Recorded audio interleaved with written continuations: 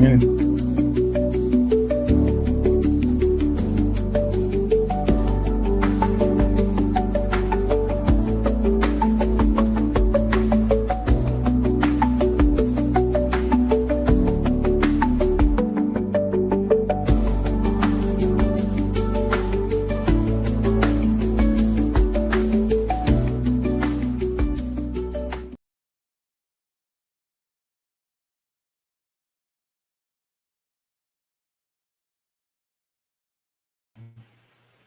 Hello, hello, hello. Let me know if you can hear me.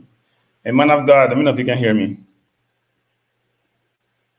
Before I start, can you hear me? Can you hear me?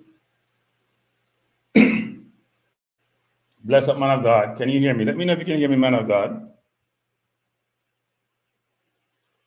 I am not sure if people are hearing me. All right, good. Welcome, welcome, welcome, welcome, welcome, welcome. I'm in a different setting today. My computer is acting up. That's why I started late. Trying to get all these things just straightened up. I apologize for that. I'm almost in a public domain, to be honest. So we'll see how this works out. So how's everyone doing today? Little echo. You see, I don't have any headset on. If you guys are hearing an echo, then maybe what I'll do is just put the headset on. If you can't hear me well, let me know if you can hear me well. If you can't, then I'll just have to put the headset on. I didn't want to put the headset on, to be honest. But if you can't hear me and it's echoing, then I may have to do that. So, why everybody asks about Cranky Jr. this. Yeah, Cranky Jr., Cranky Jr., Cranky Jr. Quality, acceptable is not good, man of God. We're not an acceptable business. So, don't put on my headset. We're not an acceptable business. You know, we don't run acceptable.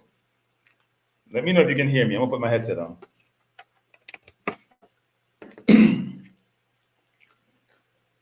Testing, testing. Brandon said good on his end.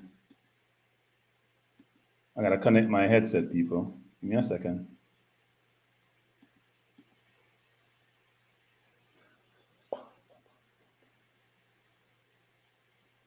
Can you guys hear me? I don't even know if my headset is working. Quality is good? Quality good? All right. Let me get started then. Brandon said it wasn't. So you know what? I take it out there. He's not here. I Brando then. I know my thing. I feel him thing. I take it out, people. I'm in a room. It's not a soundproof room. I'm in this complex out here in, I call it the bush. This is Georgia. So I'm trying to work with it. All right, good on your end. All right, good. We can start actually. Actually, the first thing I want to start out, I gotta pull it up. I want to start off with is, first of all, thanks for being here. I appreciate you being here. It should be a good discussion because obviously we won our last game and we're looking forward to the game coming up on Saturday, which should be really interesting. So the first thing I want to talk about this evening is, as many of you know, which has just become, well, it's been out in the public domain, but not official. So now it's official that Dennis Chung is leaving the JFF.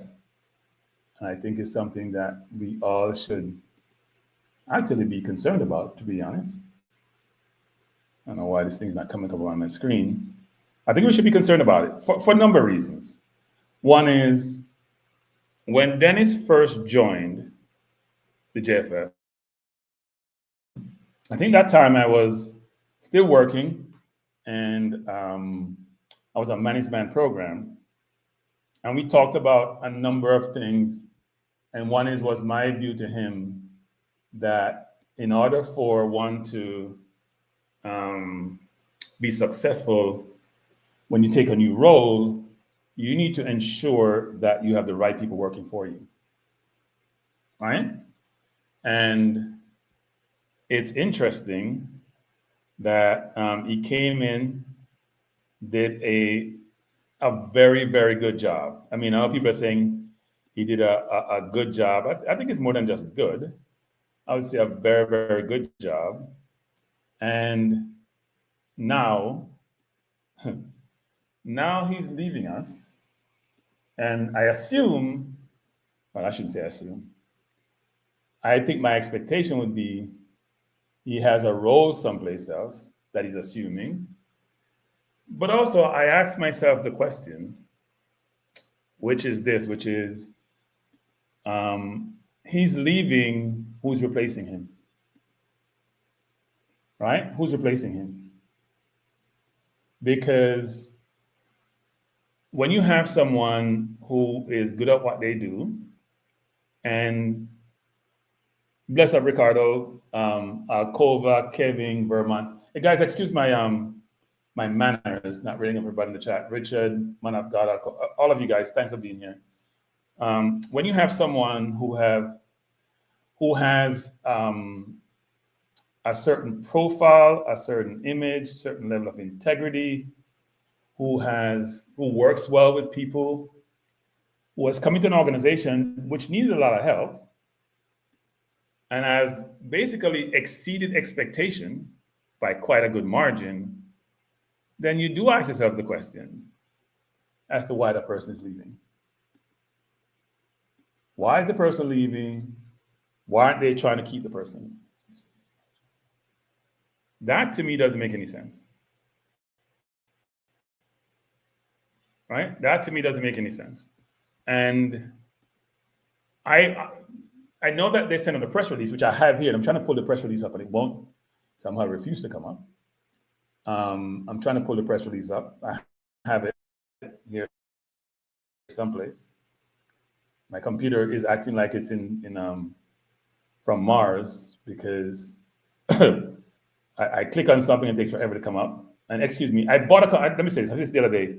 I bought a computer for travel because I don't like to take my main computer because I'm concerned about it being lost or whatever. And somehow the one I bought, which is a MacBook Air, but I used one, it's not working well. In fact, it's a piece of crap, to be honest. And I'm very, very upset about it. I have no idea why it's acting the way it's acting. So I'm trying to pull up the information just to share the screen, and it's not recognizing one of my screens. So you know what I'll do? I think I know what happened. Let me do it this way. This may be my fault, actually. I'm gonna try to share the screen here and read through the more formal, standard corporate presentation in terms of what they provided, but more importantly, give my perspective on what I think some of Dennis's accomplishments were, not just, this thing is crazy, still not showing. Not just what the JFF said. I'm gonna read what they said because my computer is not pulling it up and it's annoying the heck out of me, as you can imagine. So it said, the Jamaica Football Federation would like to announce that the General Secretary, Mr. Dennis Chung, will demit office on May 31st. And I'll say this, maybe I shouldn't say this, but I'm gonna say this. I went back to some of my files. I knew Dennis was leaving. Well, I had inclination Dennis was leaving for a month and a half. So when information came out in the was it the Gleaner or Observer, I knew a long time ago that something was amiss. I will admit, and people may not think that but Cranky probably making these things up. No, seriously, I knew that Dennis, there was consideration about him leaving, and I was very concerned about him leaving because I believe that we need the best people that we can to be involved in the football. If you guys remember when Hagrimson came, he sort of indicated he was very surprised to see how the golf courses were immaculate, splendid, great, and then the football fields were crap. Seriously, that's what I say. Crap. And so, bless up Princess Julian. Can't wait to hear Dennis exceed expectation. I'll touch upon that. The football field were crap, which then suggests that the elite society are not focused on football. They mainly focus on other activities, including golf, right? So I'll go through this in detail, and then we talk about how you exceed expectation. It says, this follows discussion that would have been taking place internally in which there was speculation in the press about the matter. I think the press was more than speculation. Even though Dennis hadn't given official notice, I wouldn't just call it speculation, because people sometimes provide information to others which in confidence, and sometimes they leak that information, which is something I struggle with because I'm held to secrecy. And I believe if someone tells you something in confidence, you should maintain that confidence until they tell you otherwise. It further goes on to say Mr. Chung joined the JFF in 2022, November, and you guys remember he joined when we had the whole problems with Dalton Wind and the team traveling to Latin America and the brouhaha that occurred. And he came in then, I think the president said he asked him to come and join and try to rectify situation. And it says he was charged by the president with addressing the financial challenges facing the JFF at the time. As the president was clear that he needed to ensure that JFF was on firm financial footing. And as many of you know, that's been a long lost goal of the JFF, which was eluding them for the longest time, probably more than 20 years. Since November 2022, the JFF has achieved the financial targets set and is in much better financial position. These include, among other things, being taken off FIFA restricted list, restricted funding list, securing a tax compliance certificate, which a lot of people don't realize what it is, but you want to make sure you're in accordance with the tax department of any country, or for example, the US IRS. Okay, remember Rangers in the Scottish League who had a lot of problems with the tax authorities and have set them back many, many years. That's why they're in Celtic and not on even par, because, Celtic's always been a bigger club, but they had tax issues, right? They also mentioned here achieving a clean audit opinion, which many people don't understand what that means. The other opinion they usually got was a qualified opinion, which basically says that you may not be able to survive. It was called a going concern opinion. Given your financial situation, you may not be able to survive a year. Well, they did survive 20 years. They're like a Barcelona, as I mentioned in the previous show. But they're in financial, they're financially challenged. They also mentioned here improve internal processes and policies, and I'll come back to that. And also posting a positive equity in position in March 2025, the first in 20 years. It says President Ricketts. I won't read the rest of it. I'll say a couple of things. One is what he has basically done is come in, change the culture, at least of the financial department, because you can't change the culture what you don't responsible for. Implemented standards, strategy, processes, procurement processes that can stand up to scrutiny and can allow you to do things in the right way. He has worked with the various parties to make sure that what was required by FIFA is being addressed, inclusive of people not just making decisions as it relates to financial matters without accountability, without proper receipt, without proper authorization. So what he has done is put in place standards and procedures and protocols to make sure that the organization operate as a traditional corporate organization would, with proper governance, proper standards, proper procedures, and not you just do what you want to do when you want to do it. Bless up Conroy, Detta, Midnight Cowboy, Paul, Watkins. So what Dennis has done is brought what he's learned in corporate, what he's effected in corporate, what he's put in corporate, what he knows what good looks like, and bring that out to the JFF.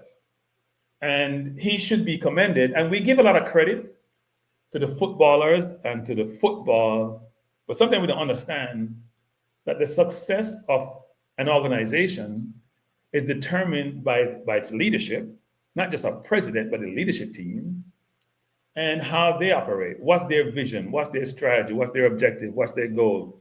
How do they effectuate those goals? How do they execute those objectives? They execute what they're doing to achieve their objectives. And so I do think Dennis should be commended and should be applauded and should be lauded and should be given credit. You contrast that with what we do in the technical area, which you hear me beat the drum on this, and it's very important, people. Sometimes when Dennis is explaining what he's achieved, he talks in what I call accounting terms. And so the layperson who don't understand accounting may not understand all of it. He talks about current assets, current liabilities, positive equity. People don't get those things. Positive equity doesn't mean, you know what? On a net basis, if I take my assets minus my liabilities, if I take all the money I have on the cars and the house, and minus my credit card debt and my mortgage to the bank, I have a positive number. I'm come out in a net positive position. That means I have more assets than what I owe, fundamentally, right? Basic core things that one should think about in your own personal life, much less for an entity like the JFF, which has been running a deficit for years.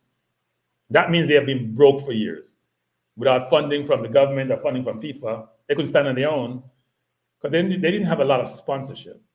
What Dennis has also done is he's built up the reputation of the organization. He's built up the confidence in the community and in sponsorship. Obviously, performance also helps. And look at my sponsors. Every other week, you see another sponsor coming on board. Last time I checked, there was about 12, 13 sponsors, and it's growing. And even sponsors who are there are re-upping what they're doing.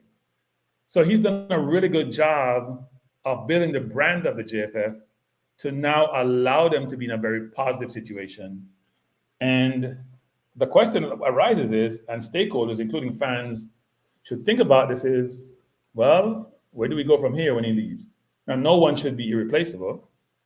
Now, and I've said this to Dennis, which is, you gotta have succession planning. So I'm not sure if they have that, because I haven't talked to him about that.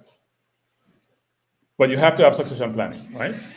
So when you leave, everything doesn't fall down. So let's hope that that we don't go back to how we were before. Now, Princess Jillian is saying, I think I missed this.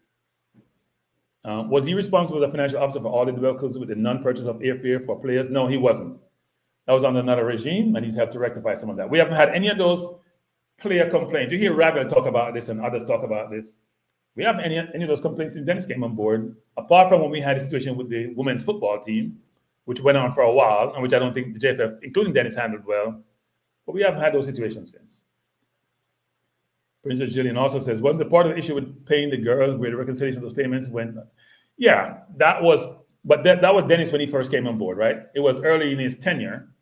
So we can't really blame him for that. He just assumed a really bad situation. And obviously, as we know in Jamaica, everyone has their ego or egos. And that may have led to the challenging situation that they had. Bless up, Nitro. Thanks for being here. So I don't want to beat this to death, but I do think that we don't give enough focus, we don't give enough credit, we don't think about it enough until we realize things are not working as it relates to who run the finances for the organization, how well they run it, and how well does it work. And I think we have to spend more time challenging our leaders about the situation, because you can't operate without money. You can't function without money. Right? He cleared as far as Dixon and deflected through. You can't operate without money. I said you can't function without money. So we have to understand that at least I hope that things will only continue to go upwards and not sideways or backwards. So bless up to you, Dennis. Thanks for your tenure. I'm sure he's probably going to go on to another role, probably a bigger role. And we wish him the best of luck. But here's the one question one should ask as he leaves. Did the JFF ask Dennis to stay on? Did they ask him to extend? Because he was supposed to leave almost end of the year, November, October, I think it was. So he's leaving about 6 months early. Did they? And why do we continue to maintain individuals in the organization who are not performing well? So Dennis comes, so you hear me say this numerous times, right? Hagrimson, Donaldson, to a lesser extent, John Wall, all those individuals who I believe would have a positive effect on Jamaica's football. And if you look at Hagrimson's tenure and what he was trying to do, he was trying to have a sustainable product for us to progress and do well, and not only make one World Cup, but 3-4 World Cup. He's trying to put structure and process in place to do so. Individuals who run our football in Jamaica today are failing miserably, and they maintain their position. Can someone please explain to me how this works? How do we allow individual? I mean, I have to figure out how to, if I can interview the president, and I'm not sure he's want to talk to me because I haven't been too kind to him of late because I'm getting frustrated. But I would love for the president to explain how the individuals in his organization who have done well keeps leaving, and the ones who have failed miserably, who have been atrocious, who have been an example of incompetence, maintain their role. Now, if you think that sounds harsh, because you hear me say we should manage our language and use a euphemism, but there are certain areas in the JFF which are not working. What's up, Juras? Juras still questioning who the hell is here. Where's Cranky? It's still Cranky, Juras, with a different look. I still struggle with how do you maintain your job when you're failing? Please explain to me, everyone. You guys tell me how this works. I'm failing at my job.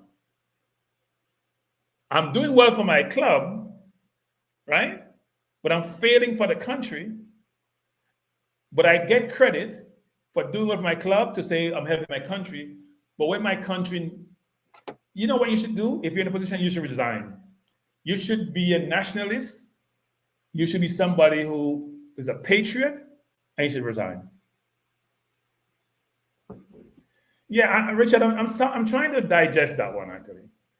By the way, people, when I press on these things, they come up in slow motion. This computer is I just called the company to replace the computer, and they're telling me I need to send it in, and it takes so much business days. So I'm going to have to use it while I'm here out of town. But please, somebody explain to me how someone who's a failure at his job keeps his job and gets credit for doing another job for his current job. That is really, really awful, actually. And the president has to do better. The president has not done what he should be doing as it relates to the football in Jamaica. Because here's another thing to people, to substantiate this. People want to say YouTubers are toxic, right? YouTubers are toxic, and YouTubers create mayhem, and YouTubers are this. But I think YouTubers have been some of the most, has actually held the JFF more accountable than anybody else who support football in Jamaica. Now, some people may do things for views, right? We know that. But that's part of the whole equation of how you generate business, because newspapers want to sell. If you look at Rupert Murdoch, for example, when he was in England or now in the US, and it's Fox News, and it's supposed to be legitimate news and traditional news, they can sensationalize stuff. But I'm saying a lot of YouTubers are trying to bring forth things which are of interest to the constituent that supports the football. And I know we're here to talk about Nigeria versus Jamaica, but I think this is important, people. More important than even that game.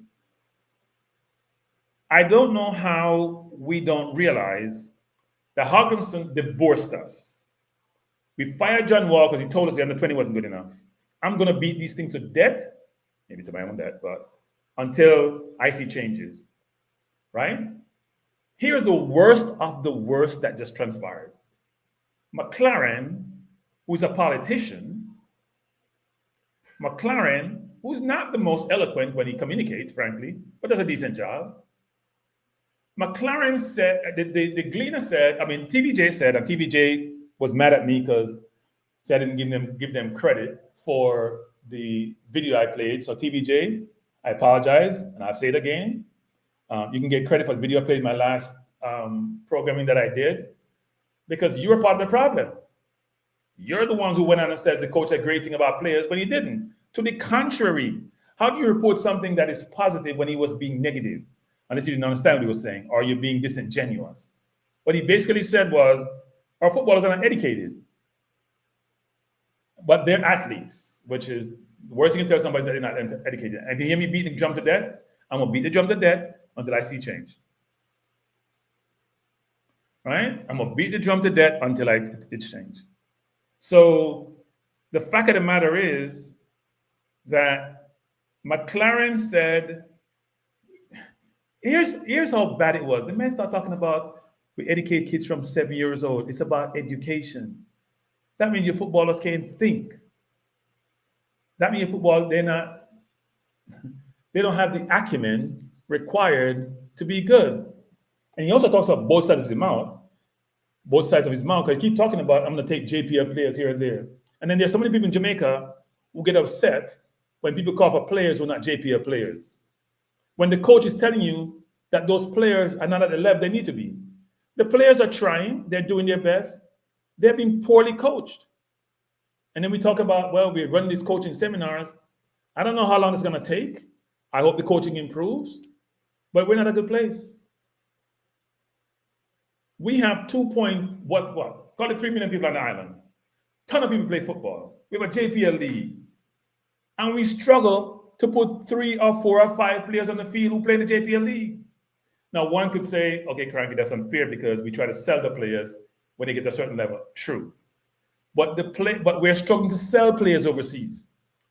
We have the coach who's now becoming a spokesperson to try to sell one player in the team. Kudos to the coach if the player is good enough and the player is now playing, and I like the player. But Jesus, Lord, I watched Ghana play Nigeria today. I see the 17-year-old playing on the right. Excellent player, just coming through the team. I see programs showing the academies in Ghana, how to develop players and how good those players are. I see them exporting players.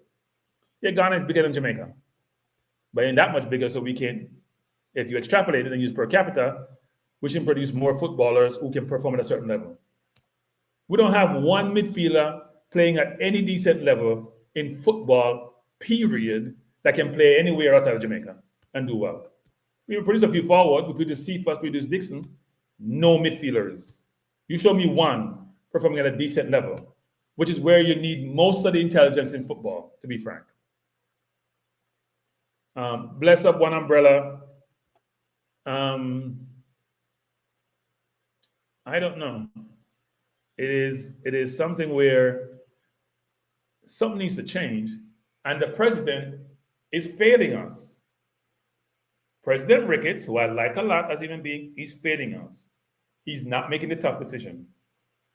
I have been told this by multiple people. It's not FIFA's decision. It's not Chung's decision. It's not the government. It's the president who has to make certain decisions. He's not making them. Mr. President, if you have people in your organization who are failing in whatever discipline they are, you have a media department, you have a finance department, you have a technical department, you have all this department.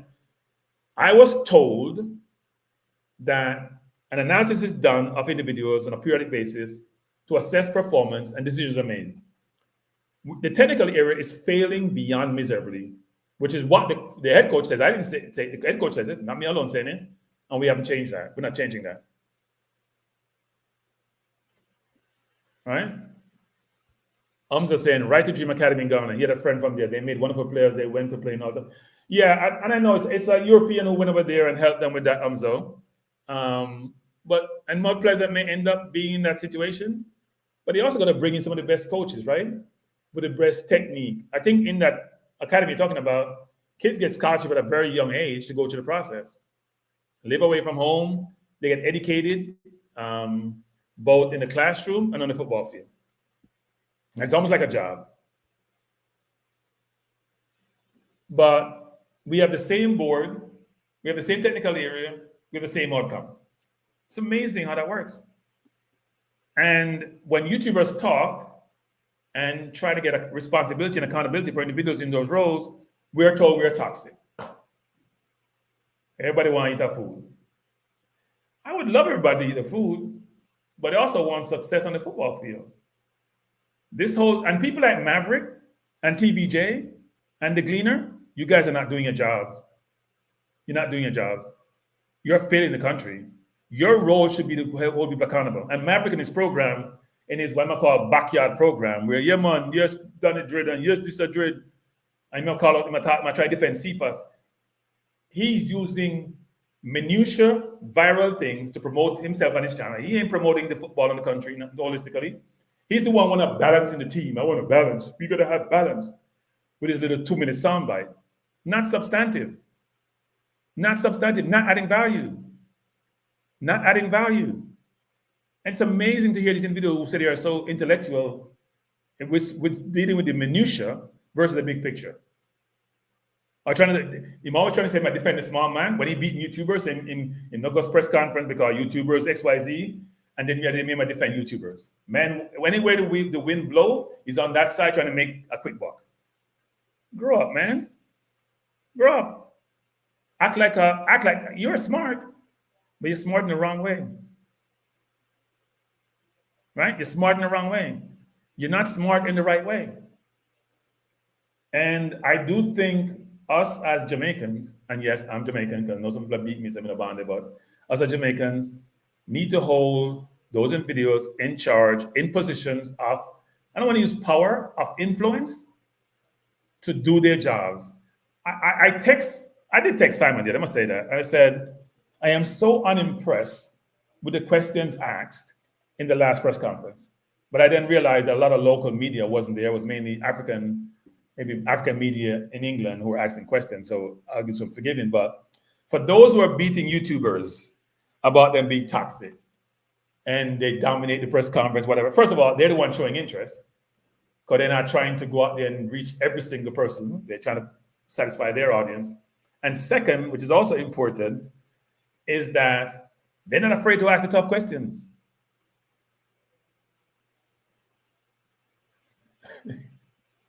They're not afraid to ask the tough question, right? YouTubers are not afraid to ask the tough questions.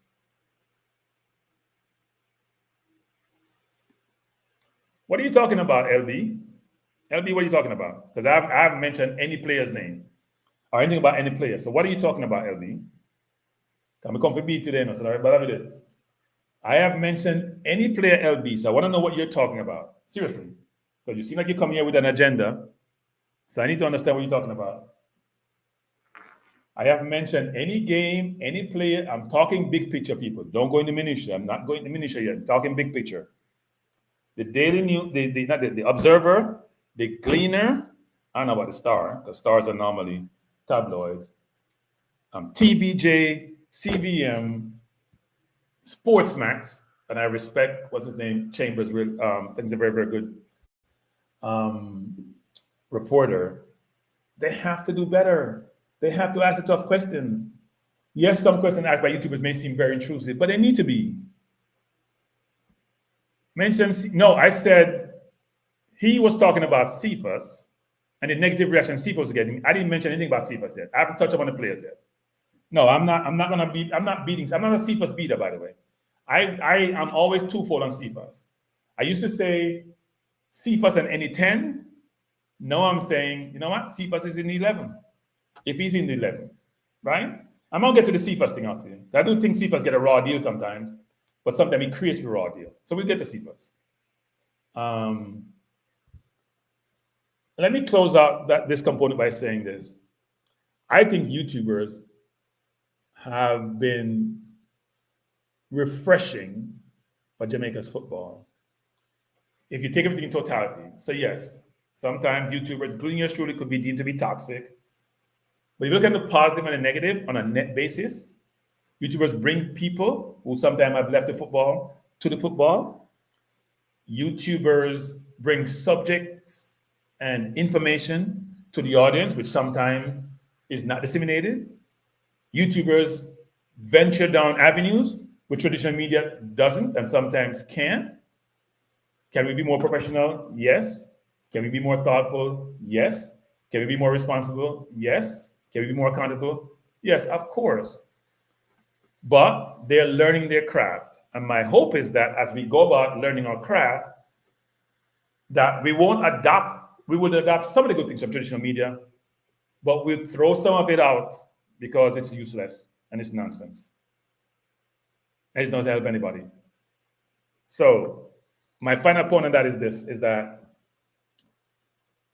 the football on the island need to improve. We shouldn't be struggling. We shouldn't be here saying, oh, we want this from Burnley and we want this from Hull and want this from Stoke.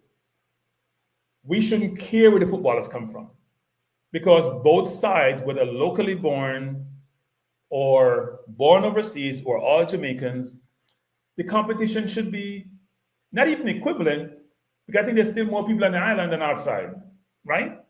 So if you take everything as equal, you would expect that locally may produce more footballers at a good level. Now, I understand the resources issue. I understand all those issues. But the comparative today, the last game we played, we had Saquon Davis, we had King. Weren't those the only two locally based starters that I can recall? I know we had Dixon and Cephas on the field, but they're playing overseas now, one at Charlton, one in Turkey. Most of the players were born outside Jamaica. We had two players on the field who were locally born, and we are missing a bunch of players. Now, the Baileys, the Lows, and others were locally born and playing overseas. But this was a game in which we're trying to give exposure to locally born players with the JPL. And frankly, I'm not sure how you achieve that. He said, Cranky leads me to house in Jamaica, afraid of the JFF, afraid of losing their hard pass. Yeah, and look, I don't have a pass to lose, so maybe I can take more risk. I don't have a pass to lose. And if I did, I would say my piece because I'm not trying to defame anybody. I'm not trying to to have, think about a way of casting aspersion on anyone. It may come across that way.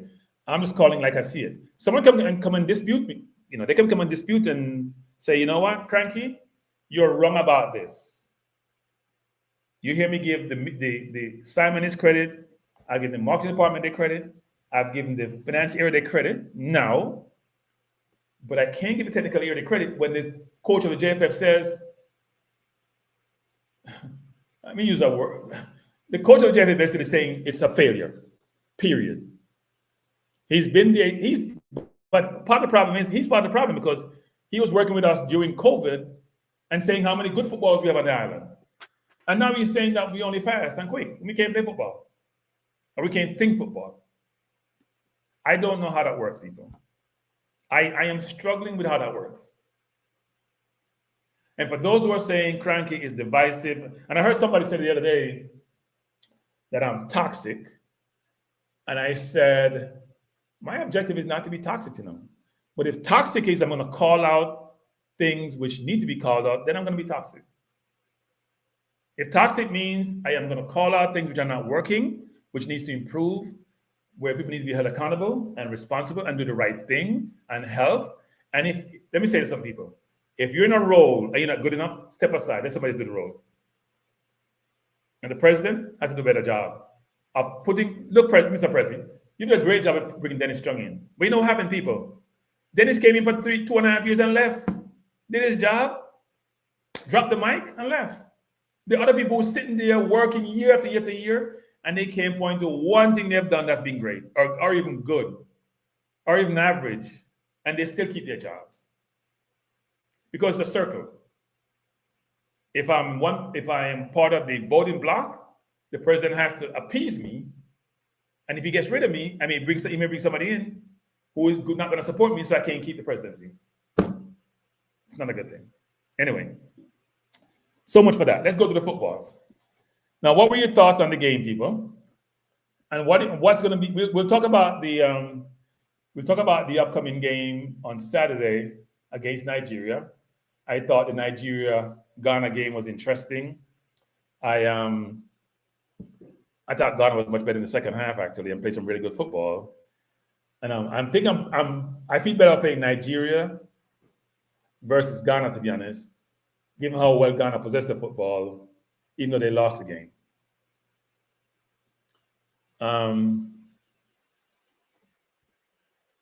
Start coaching school. No, I'm not gonna. I'm too old. I'm not doing coaching school. Right now in my life, I'm just going to be enjoying life. I work hard all my life. My goal is just to enjoy life, and this is part of my enjoyment. Right? I do quite a bit of mentoring of kids. Some of those individuals I mentor in corporate or in high school, and I'm always trying to impart to them the thing is this, which is never, whatever you're doing, never settle. Meaning, if you're trying to achieve something, set the bar so high that it may be even unachievable. But if you have a plan about how you're going to achieve it, then you will reach a level which is going to be basically excellent. Right? If you're in a company, your first role should be, I want to be the president of the company. Your next question is, how do I become president of the company? What skill set do I need? Communication skill, technical skill, personality, charisma, people relationship skills, right? What do I need to do to achieve that goal? And then I have timelines for all the steps to enable to achieve that goal, which is something the JFF doesn't do. And if you go back to the football, when I watched the game between Jamaica and Trinidad, first of all, I was surprised of how close the game was. I was very surprised about how close the game was. Not in terms of the score, but when I look at the two teams and where the players play, you sometimes have this, you see more than confidence. It's a little bit of arrogance to say, you know what? We should be dismissing this team. We should be beating this team easily. Now, Trinidad had a few players like, what's his name? Cardines, who's under 21 for Crystal Palace, play at PSV, but now I think he's looking for a club. Molina. They had a few players who were decent players. But I think if you look on paper for the two teams, you'd have thought Jamaica have a lot of championship players in the team, players playing at a decent level. They should be able to beat this team. We'll get to the whole Rabel thing, Squilch. Yeah, I totally agree that. I think Ghana to me is a very good possession team, and we struggle with that. Now, if you watch the game, I heard McLaren says, "Oh, Trinidad played 4-3-3." No, Trinidad started off with a 3 at the back and evolved to a 4-3-3 eventually. So they were they were dominating, but they had more. And when I look at SoFA score, it didn't give me some of the stats, but just in terms of intuitively looking at the game, I thought the midfield was. They had ability in the midfield, technical ability. Their forward passing probably wasn't what one would expect, but they moved the ball in the midfield, and they were getting by our midfielders pretty easily, frankly. And we were struggling defensively, to me, in midfield, right? Which then put some pressure on our back four. So if I was to take a step back, I say Trinidad, and before the game sort of mentioned this when he called the program the other day, Trinidad played better than I thought they would play, especially since they only had 3 players, I think, that played against Cuba in their World Cup qualifiers. So that was somewhat surprising.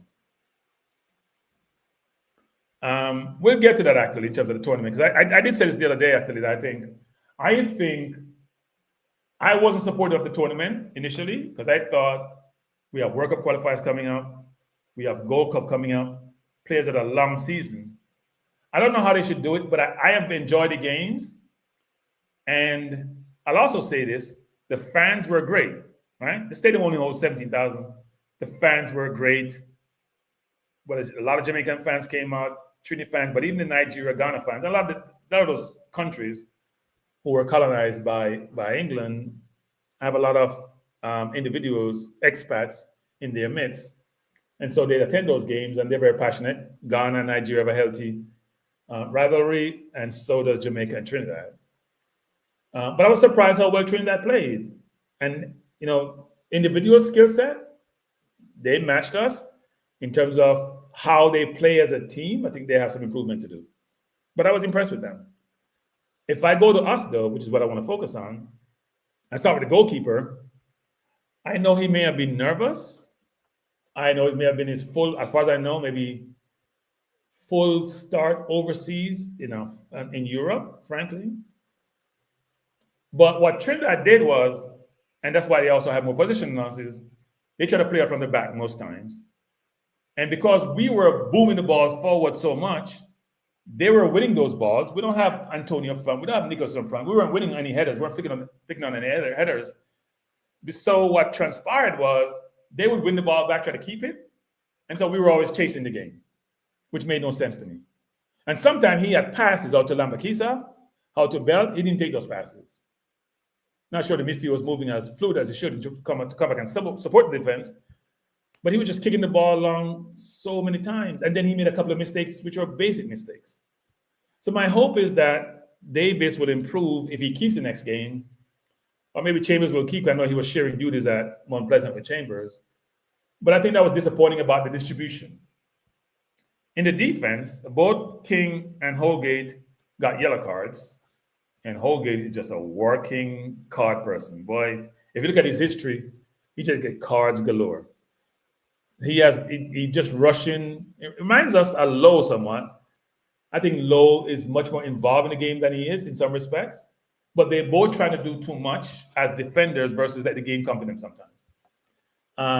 So I thought Holgate and King, they did. I don't think anyone did bad.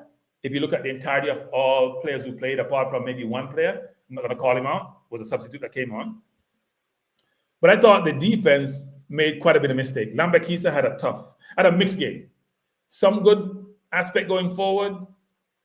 His judgment was poor in a number of situations. But there was one play which people call it Lambakisa for, because I watched the game twice. Because you sometimes have to watch the game again to realize what's transpiring, right? Sometimes you watch a game and you think, oh, I've seen it all, and then you realize that you missed some things. I realized that there was one play where Lambakisa came up, maybe too far to mark his man. King rotated over, and the player got behind. What people don't realize is that Russell was in no man's land doing nothing. That was all Russell's fault as far as I'm concerned. Russell wasn't helping anybody. He just stood there. He was in no man's land. He wasn't helping anyone. And if that goal was scored, King and Lambakisa would get blasted. You guys gotta excuse me, I'm trying to find something here. I don't realize that Russell was the main culprit in that whole sequence. The main culprit.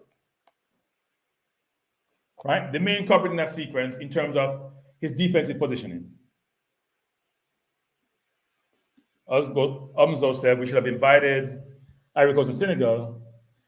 I do think they got to think about how do we have more affiliation between Africa and the Caribbean, and then these things will come out. Whether it's in trade, whatever it is in sports. I know there's a long distance, but you can meet midway someplace, which is what was done here, because there are people in certain locations who love these engagements. So, great point you're making. I think they should have the tournament every 2 years versus what? This is what, 4 or 5 years since they've had it last time? I think they should do that. Now, in the midfield, we played almost like a counter-attacking game in this game. Both teams actually, transition defense wasn't that great. So when they're going forward and lose the ball, they weren't balanced defensively, and both teams had opportunity on the break when either side lost the ball. I think we probably had more of them. Right. So in the midfield, I thought Aiden was okay. I don't think he did a great job, frankly. I thought he was a little bit slow. I thought Russell and Palmer were good offensively. I thought Palmer was atrocious defensively. And go back and watch the tape. Even the first goal, Palmer is escorting the man in the box, doing nothing. And even the second time when they had the foul that caused the free kick, go watch where Palmer is. Doesn't have any interest in defense, as far as I'm concerned. Not a good thing. I think Russell plays both ways, but I think defensively he can also improve. I thought Russell's pass to Burrell in the first half that led to the Dixon shot was a brilliant pass. I think Russell did enough to be in the team, actually. Just after one game. We got to see more because the sample size is small. But I think Russell had a good game, actually, and Palmer had a good game. Right? Urquhart says, Cranky, you must understand that Jamaica had one training session. Trinidad was there from Friday. Almost all the players wasn't together. Yeah, I did say this before the game when we spoke, which is this, that I think the Trinidad players have played together more. But even so, Urquhart, class is class, right? So don't disagree. And that's not an excuse, Urquhart, because most of the players are based in England. So Lambakisa, Bell, Holgate, the entire midfield, Burrell, and Dixon, they're all based in England. They didn't have to travel. I understand we had one training session, but they didn't have to travel. So Trinidad could be here for Friday, but they could say, you know what, we just recovered from our jet lag. But most of the players, and some of these players have played together before. Palmer and Hayden have played together, and Lambakisa, and to some extent King, and less extent Holgate. So I'm not going to use that as excuse. I think we got to be better. And we have to be better against Nigeria. Yeah, and that's where game management comes in, right, Hercott, which is how do you... No, I think even the later part of the first half, Trinidad was, to me, somehow controlling play in the midfield. Even though when they lose the ball, we were getting good breaks, especially on the left with Cephas. Now let's go to the forward line. I thought Dixon had a mixed game, right? Did some things well, other things could be better.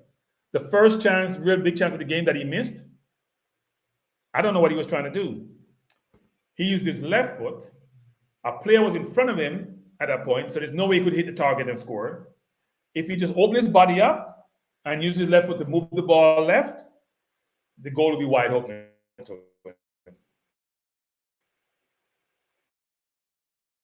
And he's been playing football long enough to realize that. I know he hit the ball one time.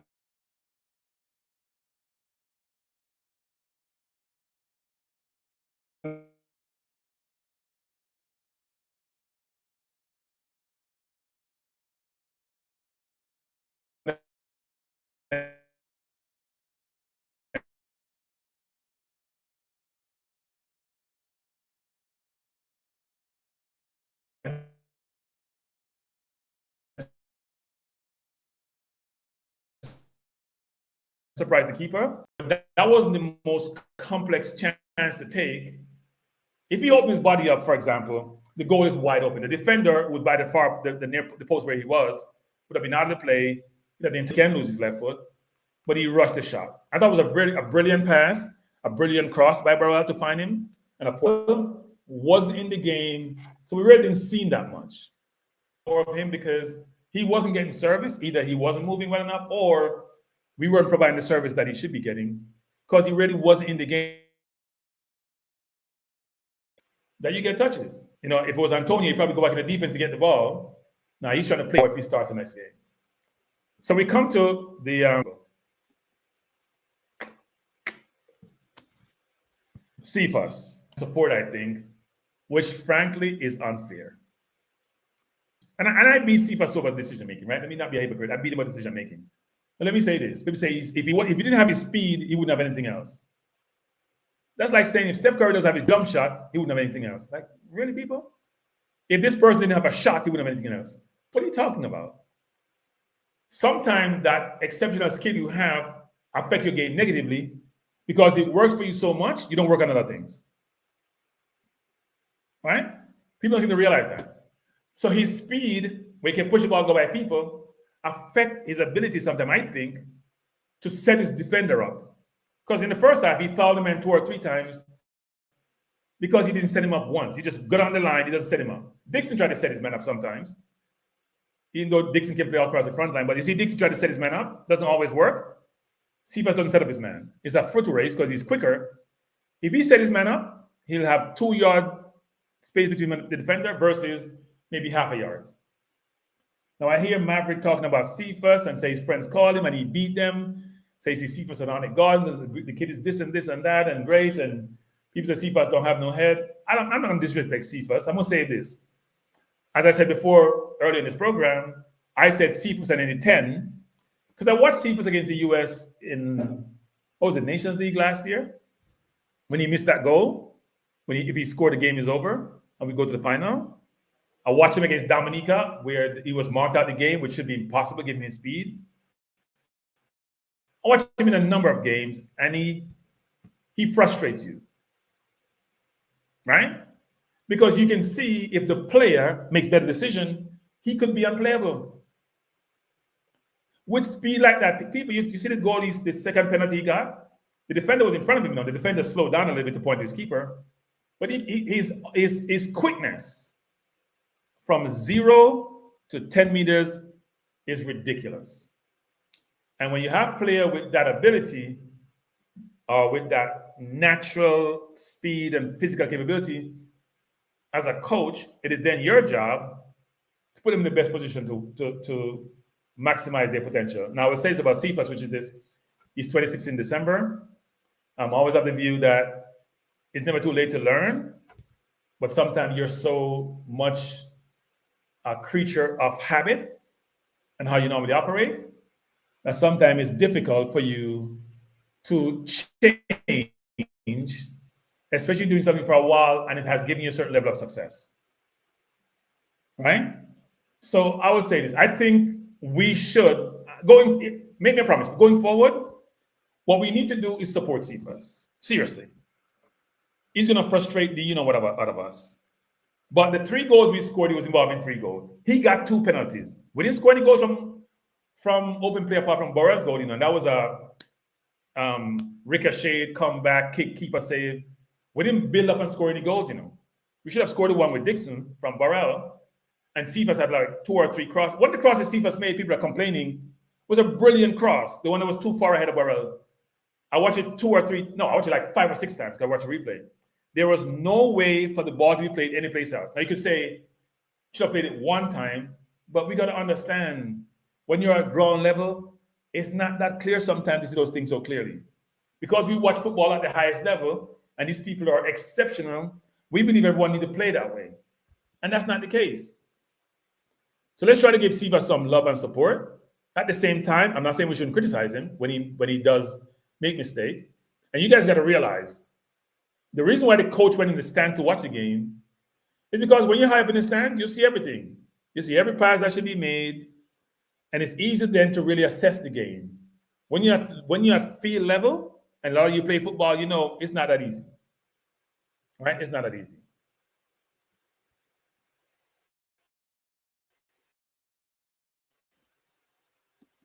Chris said DJ and Andre Gray yeah, that's great for them. I know you're a DJ supporter, Chris Smith. We'll see how that works out.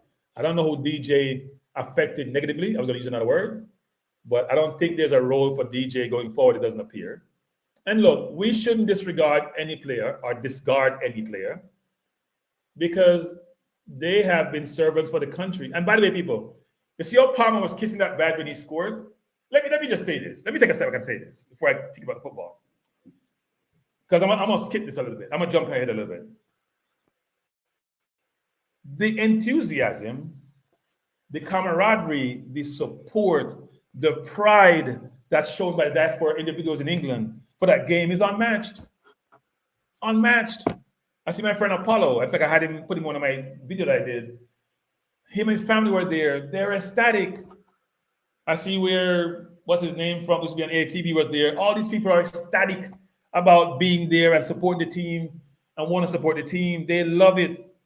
And the individuals in Jamaica who are trying to be divisive and talk about diaspora versus local don't understand that the people love the country and they're proud about their country, but they had to migrate to achieve a better life. And they need some love because they give a lot of love apart from giving their money. Yes, DJ, I'm going to run a poll. I'm going to run a poll, people. So I'm going to digress here a little bit. I know I go back and forth. A poll is going to be, should I have no hair, white hair, or whatever this you call this, black or brown hair, whatever it is. Right? Lone Wolf said, the fact that he made that brilliant pass to Burrell in the second half tells me that Cephas can do better. He's just a selfish player. I don't know. Some people laud selfish forwards, Lone Wolf. It's amazing how that works. Now, if he scored more, we'd say he should be selfish. But because he doesn't really put the chance away, like the shot he took in the first half, if he crossed that ball one time, Burrell is open. If he was instinctive and say, you know what? But the fact that he took the first touch, the angle closed. But if he crossed the ball, it's a good chance Burrell would have been, not to say he's going to score, but in a good position to score.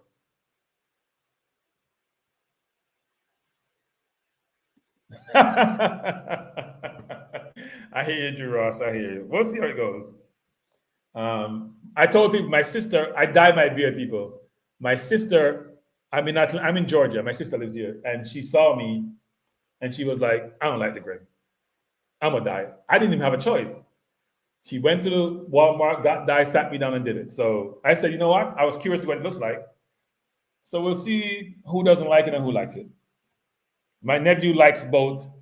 So my family and my significant other decide what I should look like. I don't make that decision. I just go along with the program. So I think Cephas, look, people say Cephas got to work with. I don't know if a coach is going to help. Cephas has to help himself. I'll give you an example. The ball that Cephas got, they try to back heel, right? Now, it can be difficult when the defender is on you and the ball's coming to you, and make sure you get the ball first. But Cephas never glanced once. That whole spatial awareness is an imperative when you're playing with your back to goal or you're playing in midfield. That's spatial, that's knowing where you are, knowing what's around you, knowing the environment you're operating in. That's an imperative. And Cephas didn't glance once. I'm watching him and I'm saying, Cephas just glanced. Because if he glanced up, Palmer was running on, wide open. Roll the ball to Palmer, the goal is open. Yes, Ted Dexter, I'm in the South, but I go back to New York next week. Then I fly out again someplace else. And I don't like fly, but as you know, as I've said numerous times, but you know what? I gotta travel. So I fly back to New York and then I fly out next week. And then next week. Dre DJ says we need better quality player to compete for Bailey and Gray Scott. Because I don't think Cephas and Dixon is an improvement to them. I'm gonna tell you guys this. We're gonna bring in Tyrese Campbell, who's a good player. Will he challenge Gray and Bailey? Don't know. He's a good player. He probably will play over Dixon. And he should, because he's a better player at this point in their careers. People talk about the other Tyrese Campbell, the son of what's his name that died. And he also plays, he's still in the championship because Sheffield didn't make it to the Premier League. He had a good finish on Saturday when they played, but they lost to they lost the game and didn't get promoted. We talk about bringing him in. The question also asks is, did Burrell do enough to warrant? Did Burrell do enough to warrant being a fixture in the team? I don't think so, because he didn't get enough touches for me. Cephas will be in the squad. There is zero doubt. No matter who comes in, and I can't think about any player apart from, say, Greenwood. And even then, if Greenwood came in, you know, Bailey, Gray, and Greenwood would be in the team. Then you have Cephas, Dixon, Tyrese Campbell fighting for maybe two positions, right? So we probably won't bring more than 5 wingers. Unless we think that, you know what, Cephas can play in the middle like he did Saturday. Even though I thought we run out of front line players. So you may have Antonio may come back. You have Burrell. And who knows what the situation with Bowser. I don't know what the situation is. I have no information. I heard there's some news there, but I don't know what that is. He hasn't been playing as well as I thought he should. And then Mothersill also is another example of a player who got to be considered. Right? Because Mothersill is getting his papers.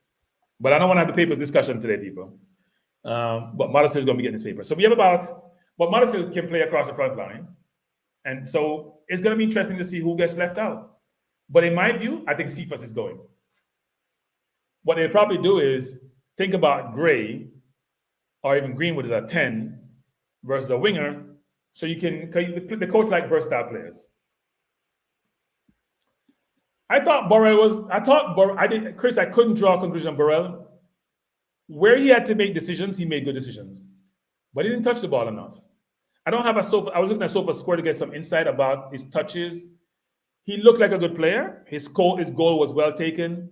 The cross to Dixon was a brilliant cross, because people, and this is for Cephas and Dixon, I think Dixon's better than this than Cephas. When Russell played the ball behind the defense, and Burrell, the first thing Burrell did was look up, right? He looked up. He didn't look up again. He looked up, he pushed the ball down. He knew exactly where Dixon's going to be. He cut the ball back. Dixon needed to open his body, push the ball with his left foot, and then shoot. He took it one time. It didn't work. But it showed me, and it goes back to the whole education again of how you're taught. It's a team game.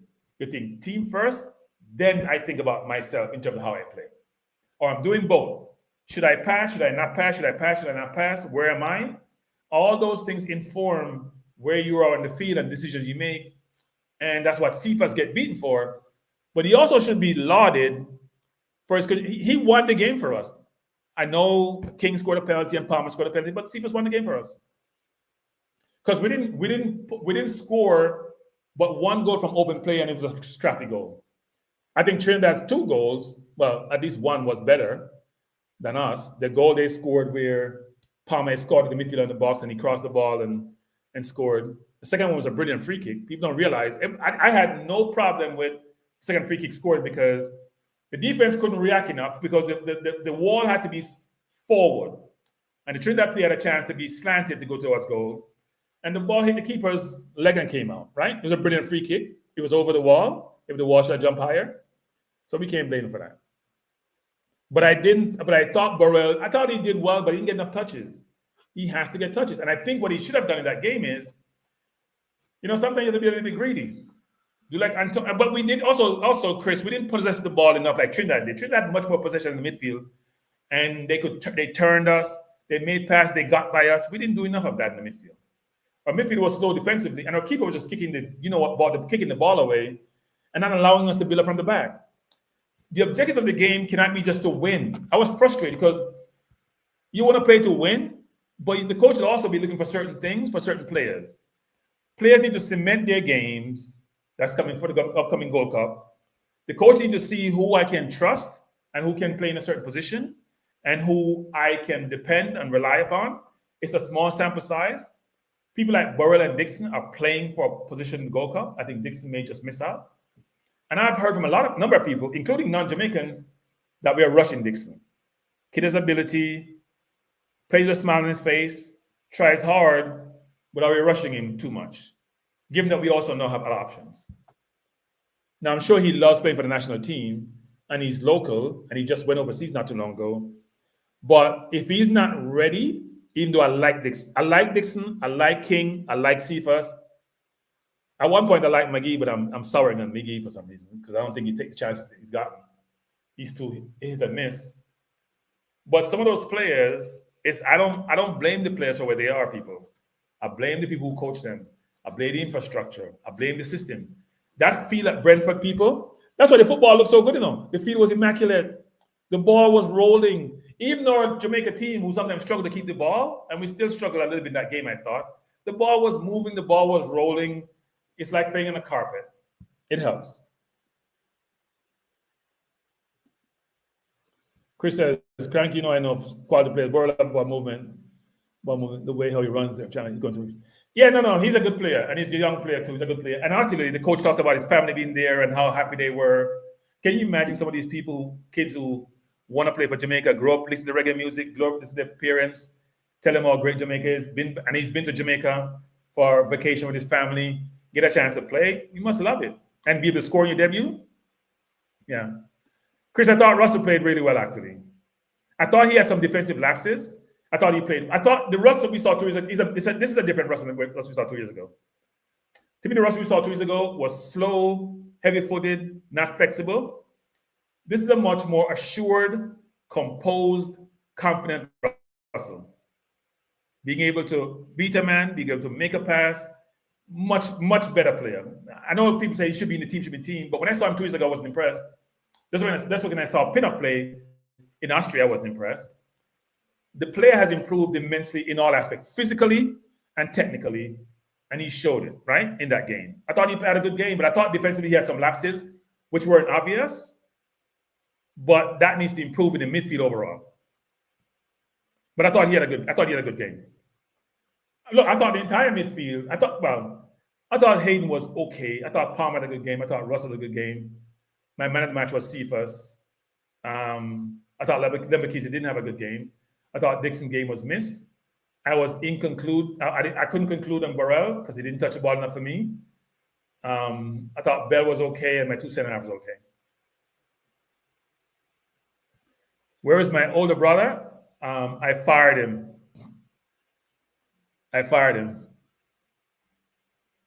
Bless up, Jason. Thanks for being here. Jason, loved your analysis the other day. Actually, I had that video now, Jason, but I'm not sure I'm going to play it. So let me say this, people, because this is important. I'm encouraged by direction of travel for the Reggae Boyz from a product standpoint, which is the players we put out on the field. I think there are a lot of players nowadays. We have some players who are younger. Tyrese Campbell, Borrell, Mothersill. And if we want to throw Johnston in there from Ajax and Tyrese Hall, there's some issues there. We have young players with potential who wants to play and who are getting their papers. In fact, Tyrese Hall and Johnson have their papers, should be near the 20 to build up that culture, that familiarity, and we dissed them and got rid of them.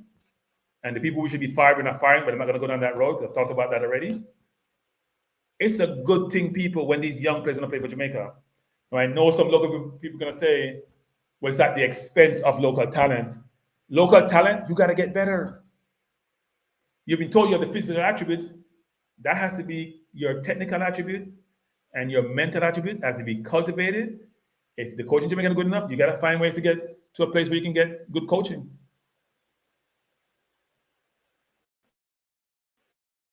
Chris Simmons says, cranky. Where's Chris? Russell was always like that when he was in championship at Huddersfield. I was watching him. That was why I couldn't understand why he's not in the team. Yeah, but when I saw him at Gold Cup 2 years ago, I must admit, Chris, I wasn't that impressed. But I've always said this, Chris, which is this. Sometimes, like, you watch these players on a continuum, it's different from you watching 2 or 3 games where they are pressured to perform, or they may not get the opportunity to perform. Like, I'll give you an example of the Jamaica team. If you're Antonio, you can have 4 or 5 bad games. If you're a King, you can't have 4 or 5 bad games, which is unfair, but that's life, right? If you're Russell, you can't have 4 or 5 bad games. If you're Hayden, you probably could, because we don't have a 6 to replace him, which is not fair to those players, but it's how things are, right? It's not fair to them, it's how things are. So as I said, I wasn't impressed with Russell, but I think he was good in the game. And you guys can give me your perspective. I don't have my phone with me. I'm trying to find it to see if you can call in. I have no idea what I did with the people. I thought I had it with me. I'm going to try. Give me 1 second, Dave. Give me 1 second. I'm going to try to find my phone and see if I have it. I'm going to have my other phone. You want to call in, they can call in. Yes, I do have it, actually.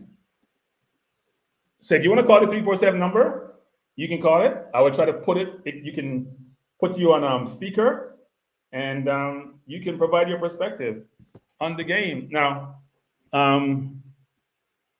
my older brother have the phone. Now me have the phone.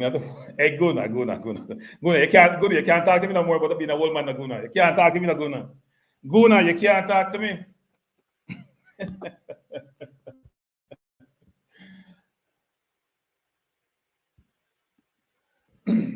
Yeah, but in the Gold Cup, we had options, right, Chris? We had people like DJ and others in the midfield.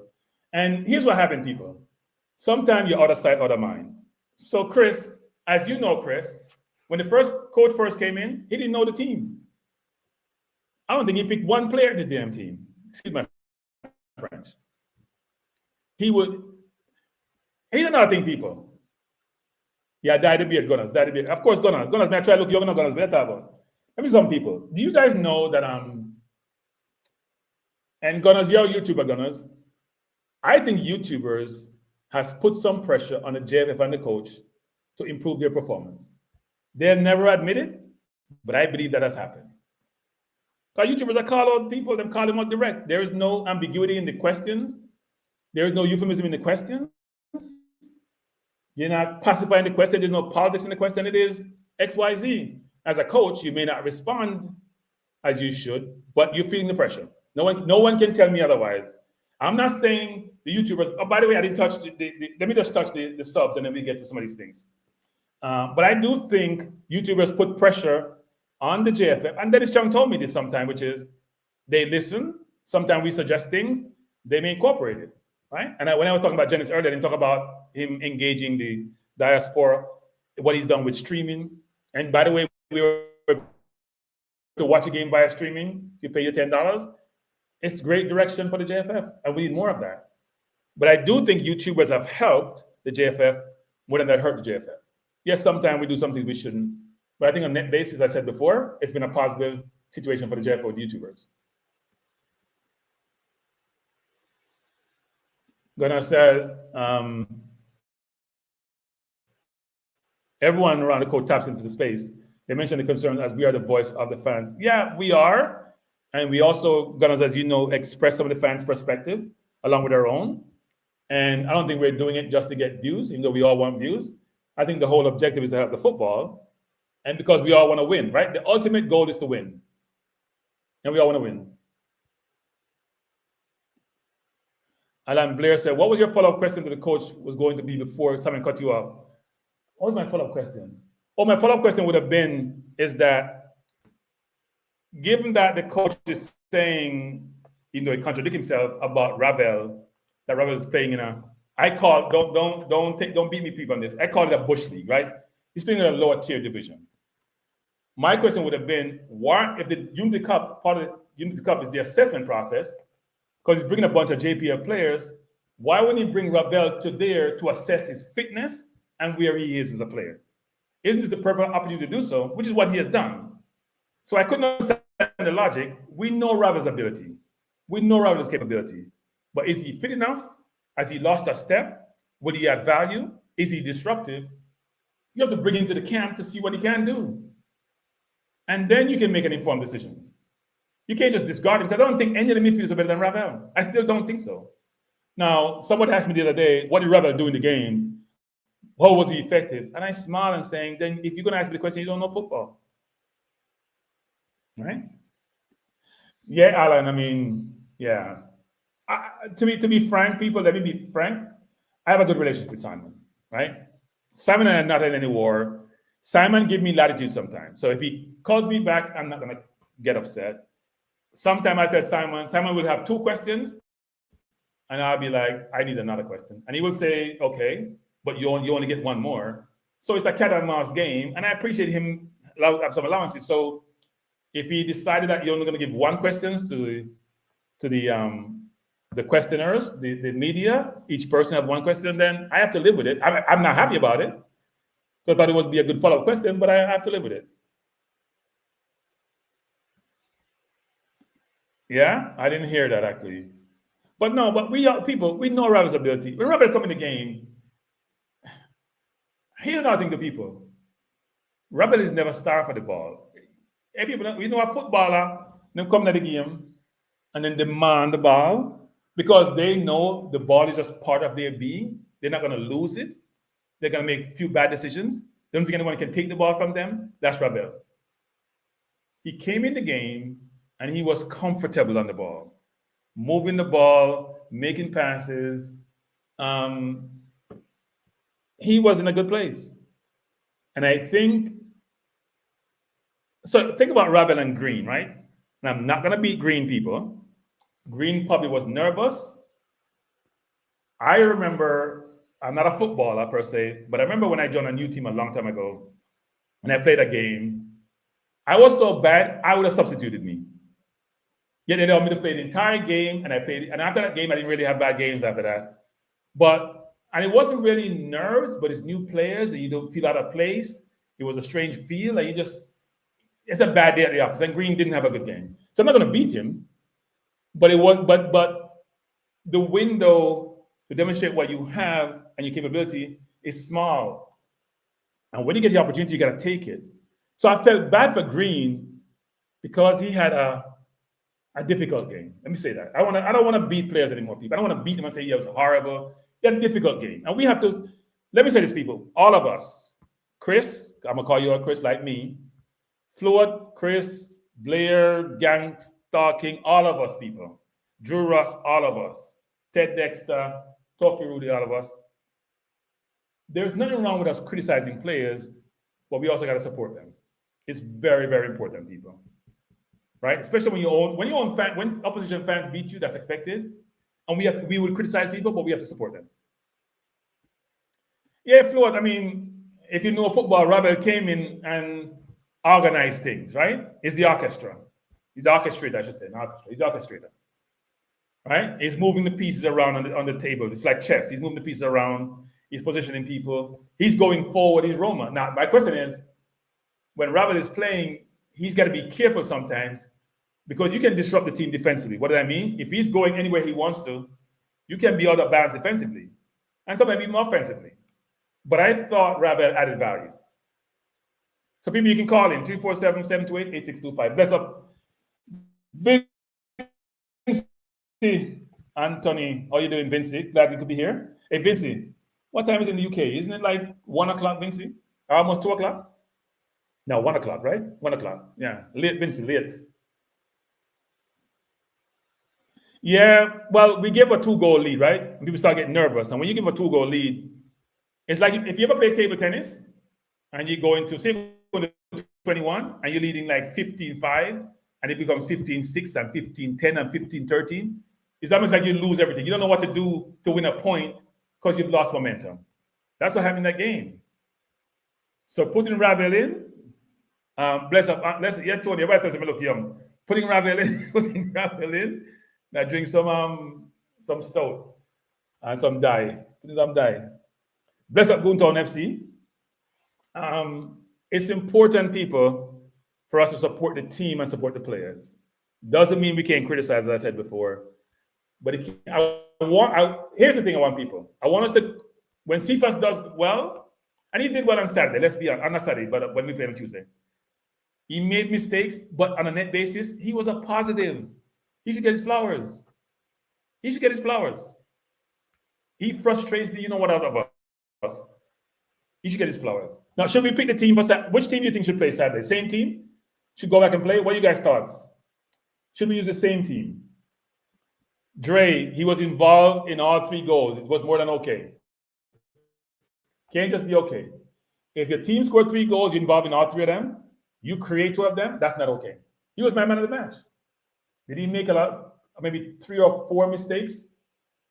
2 of them crosses should have been, yes, but he was the difference maker. Right? He was the difference maker in the game. That's without that doubt. He got 2 penalties. The second one was just all he's doing. That wasn't anybody creating something. The pass was too far, and he got there. He got there. So we have to give him, look, he had a ball, they tried to back heel, he had a couple crosses he should have made. But here's another thing to people, which is important in football. And I heard Maverick say something similar. I've always said this, which is, you want a player who's getting chances and missing chances versus one who's getting a chance at all. That's important, right? You can't play on the field and you get no chance at all, 0. They're not adding value. Remax Football says he was not okay. Very poor inside, one with 2 penalties. You cannot say aside from 2 penalties, right? You can't say aside from 2 penalties. There's no such thing. 2 penalties won us the game. It's like a forward. It's like Haaland, for example. He's making almost $500,000 a year. What does Haaland do most times? Is Haaland ever in the game except put the ball in the net? The hardest thing in football to do is to score goals or create goals. He's doing it. He makes bad mistakes. As I said before, Cephas was poorly coached coming up. There's no doubt in my mind. But he used the one attribute he has, or the exceptional attribute he has, really well, and allowed him to be effective. So my view on Cephas is this: is that he needs to be better in his overall game, but he also creates problems for defenses. And I expect him to be in the Gold Cup squad. I'd be surprised if he's not in the Gold Cup squad. I think Dixon will not probably make it, but I expect him to be in the Gold Cup squad. So is Busy? I thought Busy did Busy make it? I asked somebody to send me the revised team, I haven't received it yet. I asked a good source. I'm trying to find it. Let me see what the person says. Person said there's no changes to the squad, so I don't. As usual, they're updated to the squad and we post in the media group. Okay, so I did look in the media group. Let me just see who's in it. I didn't see any new players. I thought Busy. They were trying to make sure Busy was okay. Did Busy make this squad?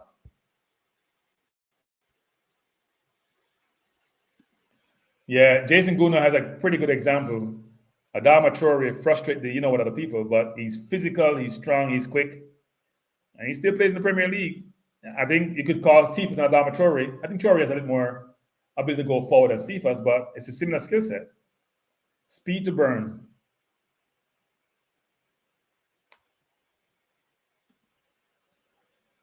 Yeah, Dre, I can't argue, Dre. I can't argue. But the 2 penalties are, we scored 2 goals directly, Dre, from his play, right?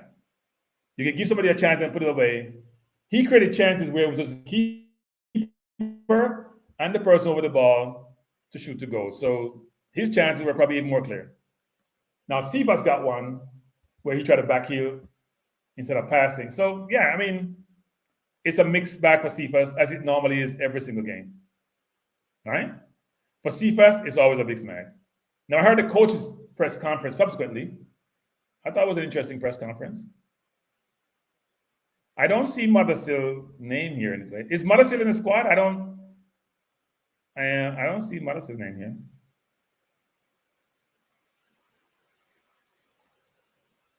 I'm looking at who was on the bench. So I would love to see Brandon Cover get a run, people. Brandon Cover was on the bench. Green came in. McCullough came in. Chambers didn't get a play. Ravel did. I would love to see Cover get a run and see what he does, actually. But here's the problem you run into, people. When you get to a final, you want to win.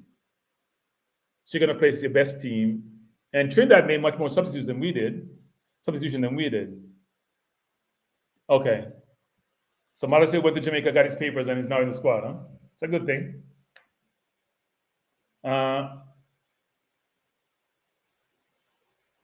Remax says, Cranky is two sides of the football. If he gave up entries on his team and we beat the defenders instead. Yeah, look, Remax. What I asked for is, I hate to say this word, is balance. I want our views to be balanced. Goals are the hardest thing to score in football. If somebody contributes to a goal, by getting 2 penalties, they should be lauded. Should they get some grief about mistakes they made? Yes. But balance it out. 2 goals is a lot of goals in today's football when we only scored 3. And he was involved in 2. Then you say, well, he was involved in missing a few. But he's one of 3 forwards and there's other midfielders. Right? Max, I'm not saying you didn't give him credit,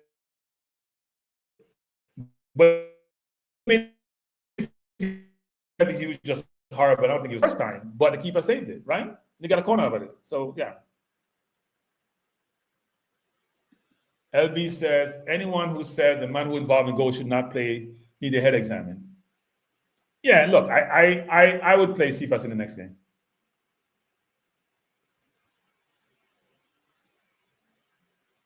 No. Remax, what I said is Cephas deserves criticism, but he should get his flowers. That's all I'm saying. Yes, he made the pass to Palmer, and he also have his right foot, right? He passed to Palmer, little cute pass to Palmer, and there was a ricochet, and then Palmer took the shot, and then Burrell scored. So, no, he was involved in all 3 goals. But no, he should get his flowers. He should get his flowers. Yeah, hell happened? My screen just went blank, people. When you're out of town doing this thing, it's not a good thing. My screen went blank. I hope you guys can hear me. My monitor here went blank. I have 2 monitors, but one just went blank.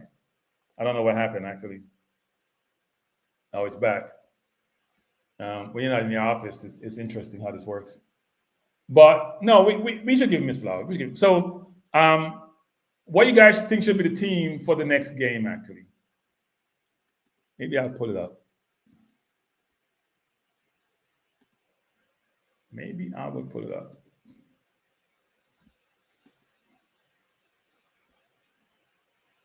So let's see if we can do this.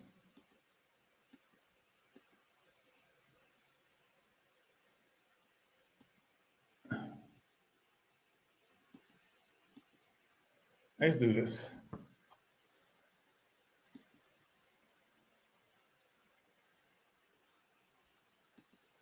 Dre, so that's why I said he was okay.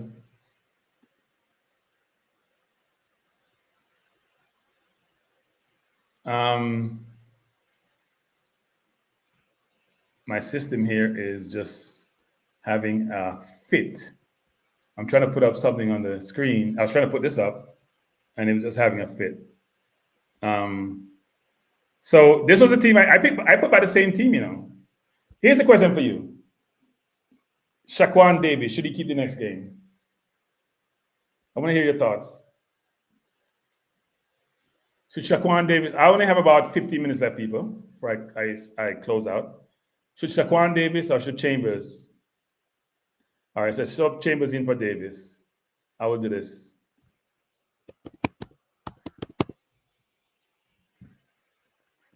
So sub Chambers in for Davis. Where's, I don't see Chambers here. Sometimes these systems don't have these players, you know. What's Chambers' first name? I know it starts with a T. I don't see his name here. Wow, it's not here, is it? His name is not there. What's what's Tafari or Tafari? Nope, it's not here. I guess he hasn't made it yet. This system actually picks up all the players who play for Jamaica already. So I'm going to put another Chambers in there because I can't put a Chambers that look like he's of African descent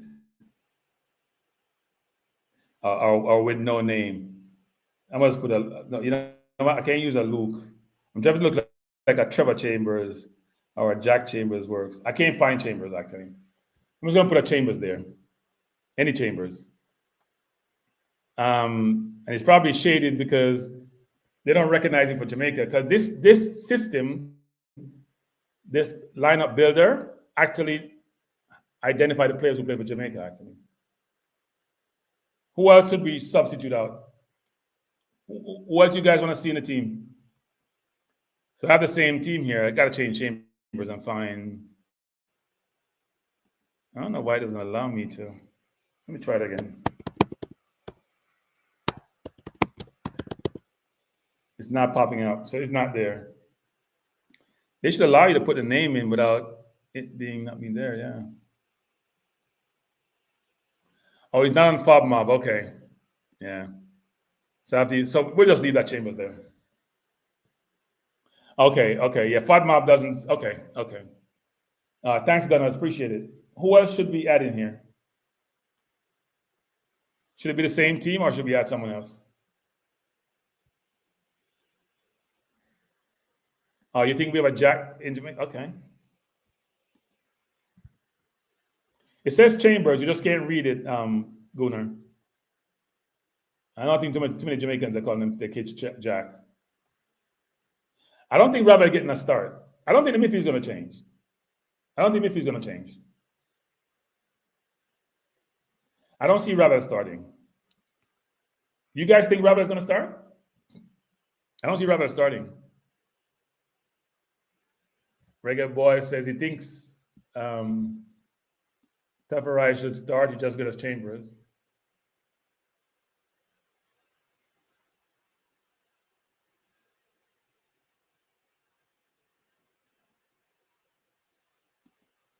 Casey Palmer wide for retention. What does that mean, Remax? Wide where? I thought we played like a 4-3-3 versus a 4-2-3-1. Wingers are not changing. I don't think wingers are changing. I'm trying to find the you know what? I have the 20. I had the subs, but let me just see. I know I had the entire squad here someplace.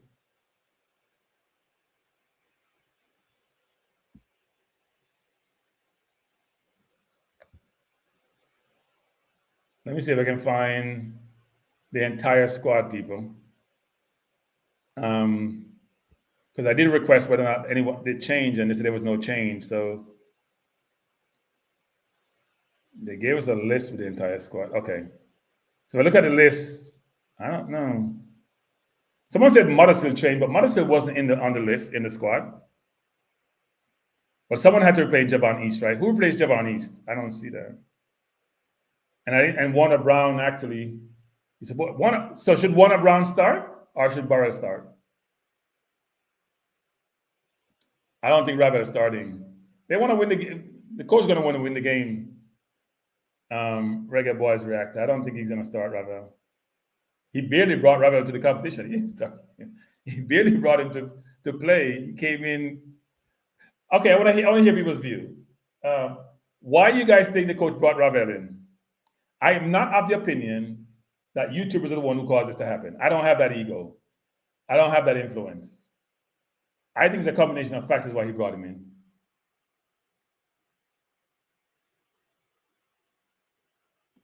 No, come on, Remax. We're not Aston Villa. We're not playing Palmer wide. Sifa's gonna play to stretch the defense. Fan pressure. I think it's a combination. I know that there are some people who reach out to the coach who are not YouTubers who have influence reach out to the coach about Ravel. I know that for a fact. At least one person I know. But there's mixed reaction to what transpired.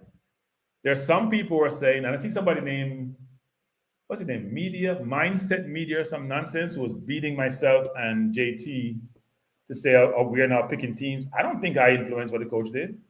I think the coach made a decision, maybe after reconsidering, given all the different sectors and individuals who were asking about Ravel. Everybody asking about Ravel.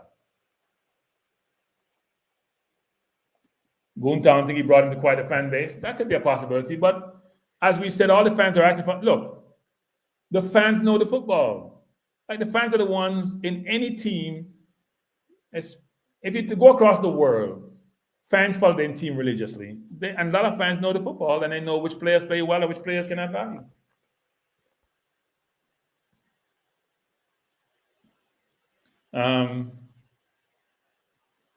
Chris Smith says, cranking under 21 kids, Palmer play for the wing. And listen, Jenny knows what's done.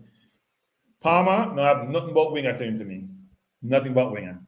Whether they play there for a Premier League team or something, I have nothing but winger to me. Good player, good skill set, don't see him as a winger.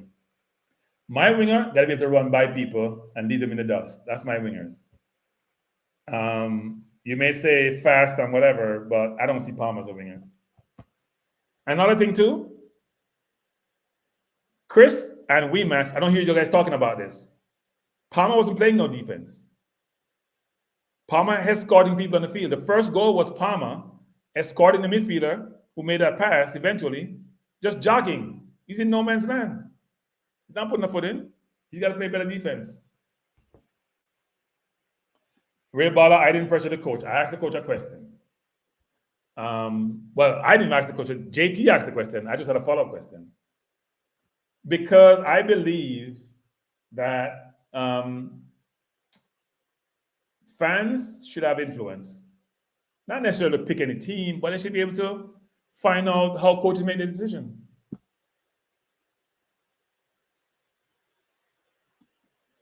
All right. So Max, what's your view on the game against Nigeria? You think we have a chance? Because some people think it's going to be a difficult game for us. I thought Ghana was the most impressive team in the tournament so far. I thought Ghana was extremely impressive, especially on their right side.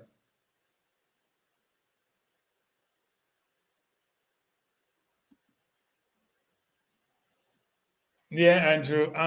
But I appreciate the comment about the questions and our question. I think a lot of you fans, look, think about it, people. We have about 100 and some people on the channel, so please hit the like button. It's my first time asking this evening. If 150 people are giving you ideas, out of those 150 people, maybe 10 of those ideas are brilliant.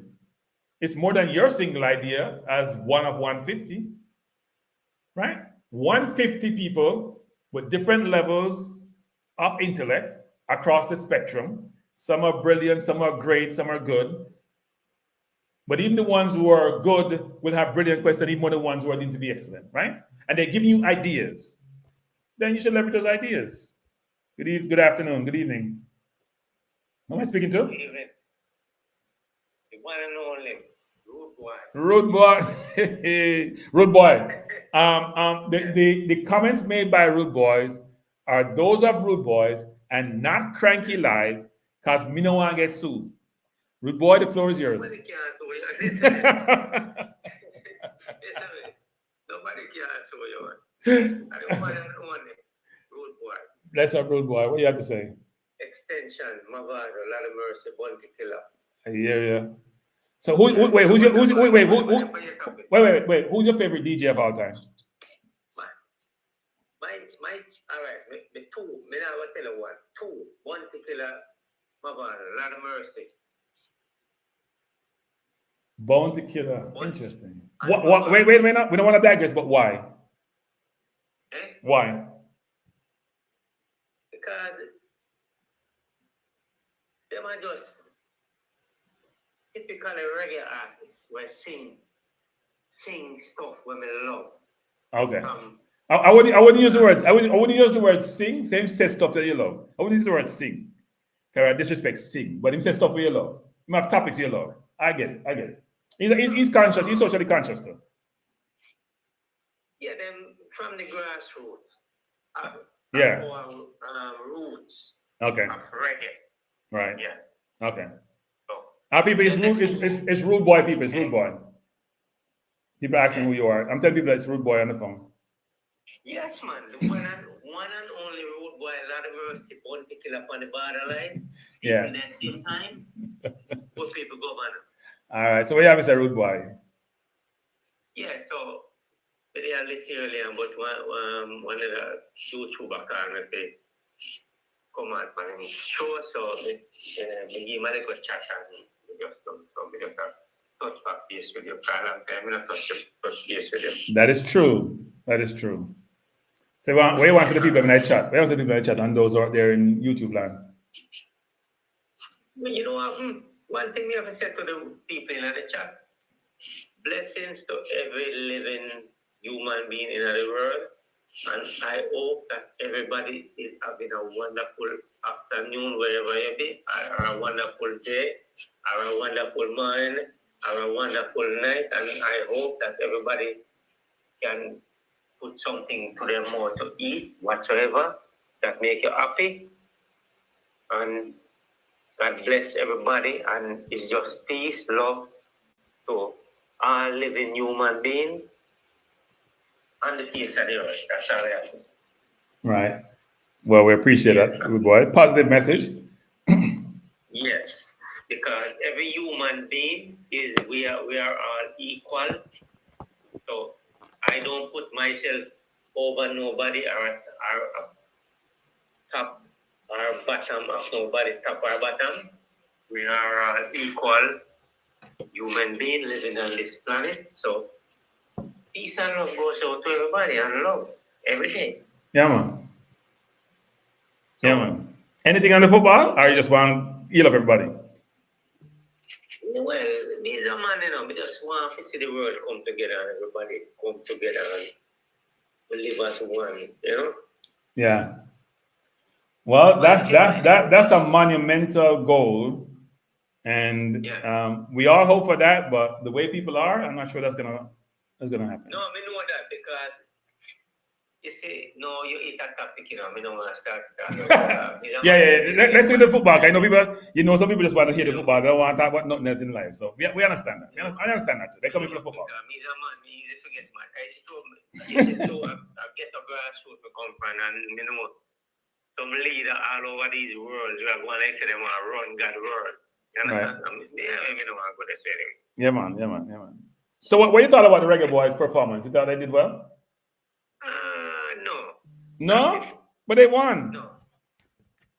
You win, yes, you win. But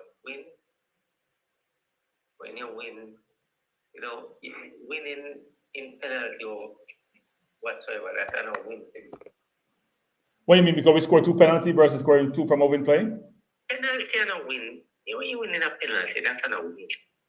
Any good team where tell them for what PSG are come up Saturday. Champions League final with Inter Milan. Right. And then we see our football play. When you have score, you have played so little. One guy in a Turkey just called me Bleb Sports. You know, like, watch it. You have to look at it. Every day, them topic is this Mason Green and this Mason Green and it drives me crazy if you listen to them, this Mason Green. Understand? Right. What in terms of what? In terms of what about Mason that drives you crazy?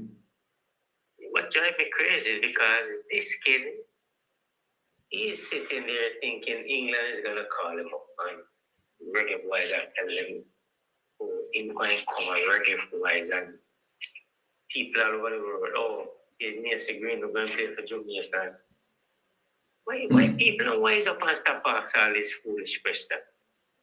This guy is born in England and mother and father Jamaican back home and all these nonsense with them. Come play for Jamaica. You know what happened? When him not come play, him give one little ghetto youth a strike when him not come play. Because one little ghetto youth there wait to get in position. Right.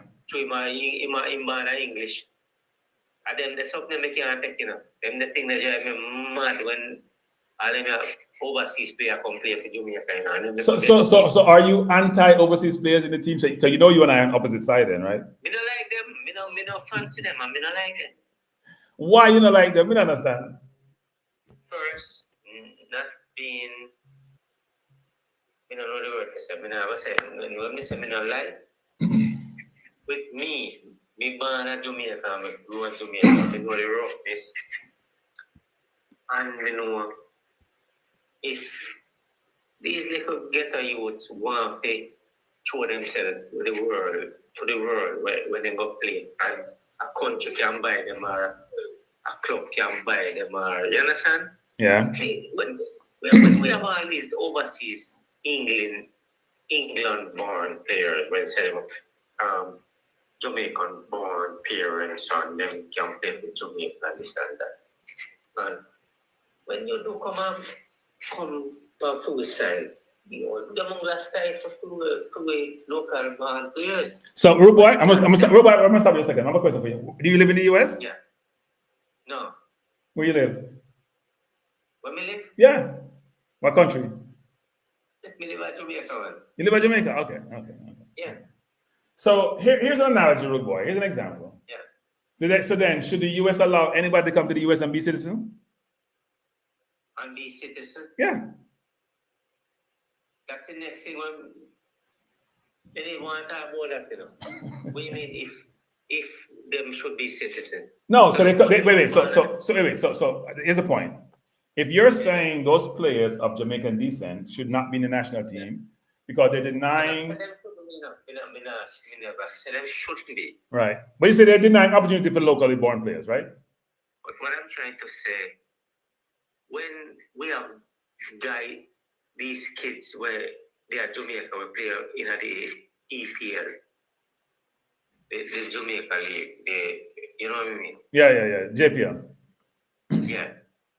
You have lots of talented young kids there where if them not go and show the world what they can be or do, nobody never know where you can do or where you make up.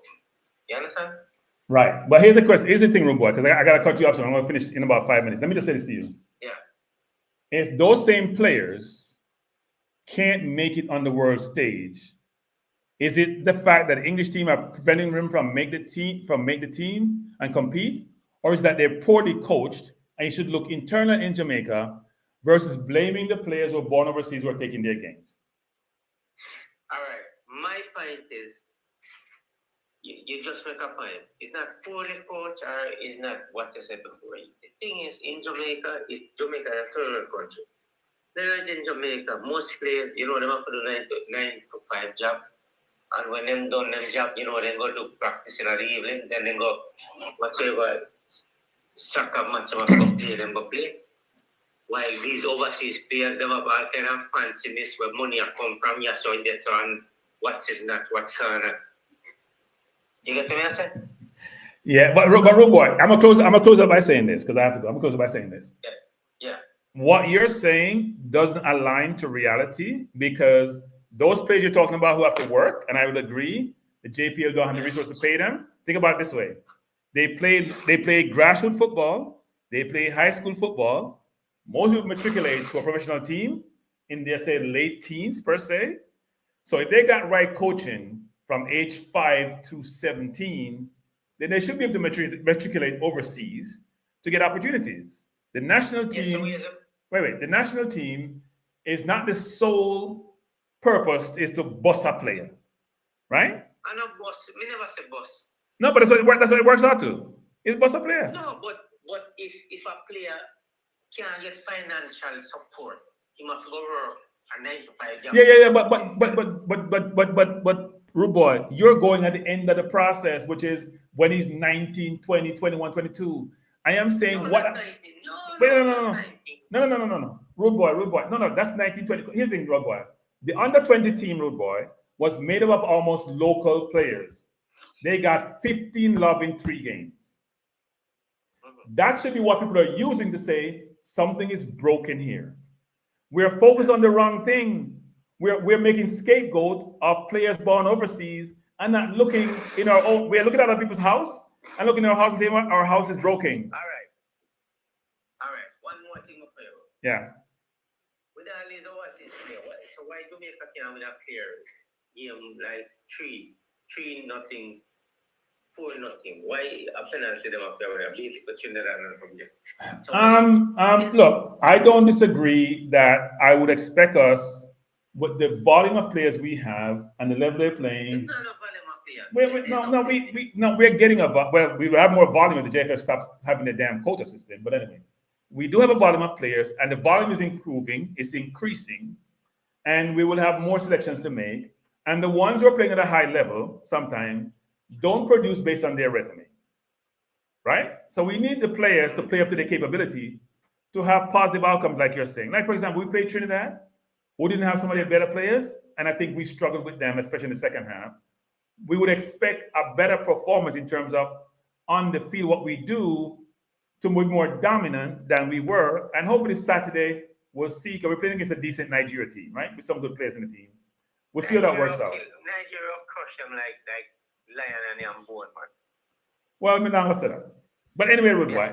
You can bet $1,000 US on that. All right, Rude Boy. Never leave you. But me appreciate the call. Yeah, man. Yeah. Thanks. Yeah, man. Bless it. Yeah, man. Bless. People, another view about diaspora versus local. I think sometimes our focus is in the wrong place. I do think sometimes we're missing where the root cause is. When you want to fix a problem, do not fix symptoms. The overseas players are an easy scapegoat as to why local players can't get the national team. The infrastructure, the facilities, the coaching, the administration. We have the same people doing the same thing in the same role over and over. And the one big person we brought in, Dennis Chung, who did a decent job, where there's some people like Football Guru out there beating him, but his resume and his output and his outcomes speak for himself. I have never heard Football Guru criticize Rudolph Speed. I have never heard Football Guru criticize the person who controls the technical area. I have never heard Football Guru criticize Wendell Downswell. That's why I don't deal with people like that. They're hypocrites. They add no value. They are the cancers of football, like Football Guru, who gets away with murder in these chat, come under assumed name after assumed name, espousing the same narrative over and over again, adding zero value. And then these morons want to come beat YouTubers who, yes, we can be toxic in some respects, but we're trying to add value. It's amazing to me to see this nonsense keep occurring over and over again, and we allow it to occur. Football Guru would criticize Simon and Dennis Chung, two of the better people in the JFF, and to give allowances to Rudolph Speed and others who are failing miserably. This should not be allowed to happen. So I'll close with being negative. Until Jamaica get a good technical director and a good technical committee, they ain't going nowhere locally, because the kids will not be developed. The vision, the strategy, the thought process, the intellectual capital, all that's required up here to do a good job is not there. And we keep calling about, we're a third world country, and we're the third world country. Go fall back on that nonsense. Go fall back on not having the perceptiveness and the deductive ability to figure out how to maneuver in certain situations. Look how much sponsor the JFF getting nowadays. Sponsor after sponsor after sponsor, for two main reasons. The performance on the field, and the diaspora players should get credit, and the acumen demonstrated by Dennis to get us in a good potential position, to know what good looks like, what needs to be done to accomplish our objective. And we don't give the people, like Dennis in the administrative role, the credit they deserve. We want to praise Rudolph Speed for what Cavaliers does. Cavaliers is not Jamaica. Great, Rudolph. Wonderful. I even praised you when you did it. I even texted you when you did it. But the football is failing, and you are one of the chief architects of that failure. Chief architect. And you want to keep the role because the role allows you certain benefits. I'm done, people. I can't take any more calls. I'm out. I have to leave. Sorry. Whoever's calling me, I can't take any more calls. I have to run. I am past my time. I will have another show. I apologize over what's calling me. I apologize profusely, but I do have to run. First of all, people, before you go, hit the like button. And let me say this. I thank you for being here. You guys have been great supporters. You have helped the channel. It's growing too slowly for my liking. And as I said, if I don't get to 3,000 subscribers by mid-June, I ain't doing Reggae Boyz football on a regular basis anymore. Done. Sorry, can't help it. For those who were supporting me, I appreciate it, but I can't do this. I've got stuff in life to do. And I'm starting to fly more. That makes it 10 times worse. Enjoy me little life for me I've left. The little, what do you call it? The little retirement thing. Alan Blair, thank you. Weemax. Hey, Weemax, you're up late. But thanks for being here, Weemax. Rhea Bala, Jason, Omar. If I don't call your name, don't beat me. Ball Tree. The Ball Tree, the keepers would be Chambers, but the system doesn't have Tafari Chambers in the system. That's why we just have a Chambers. Everyone in the chat, if I don't call your name, forgive me. Drew Ross is always here. Chris Smith is here. Mr. Porter is here. Mr. Porter? Why? I tell people, Porter, I get no recognition now. I'm one of the better people in JFF. I do a brilliant job recruiting. One of my job here, people, is to try to convince people to think more broadly as it relates to diaspora versus local, because it's important. But I'm not going to tolerate people like Football Guru, who, I don't mind Football Guru criticizing, but his criticism only going one direction. One direction. It doesn't apply across the board. No matter how much some people fail, he never criticizes them, which is beyond hypocritical. He's like Donald Trump, who I want to get Donald Trump tonight, people. Let me just say this. Appreciate you. Good night. Peace out and thanks. I'll see you when I see you. Peace out.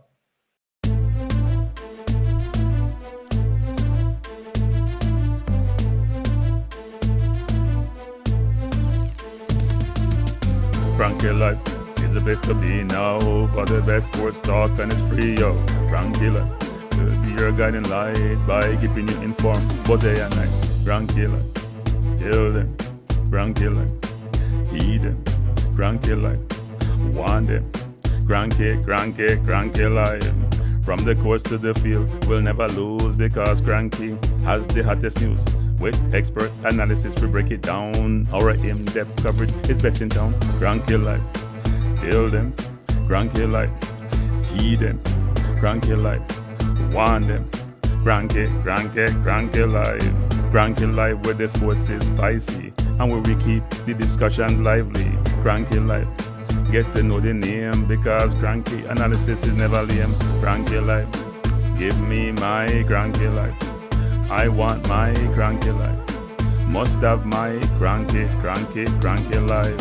Whether it's football or track and field, you know Cranky is at the wheel. So join the journey through victory and defeat and subscribe and don't miss a beat of Cranky Life. Tell them, Cranky Life. Heed them, Cranky Life.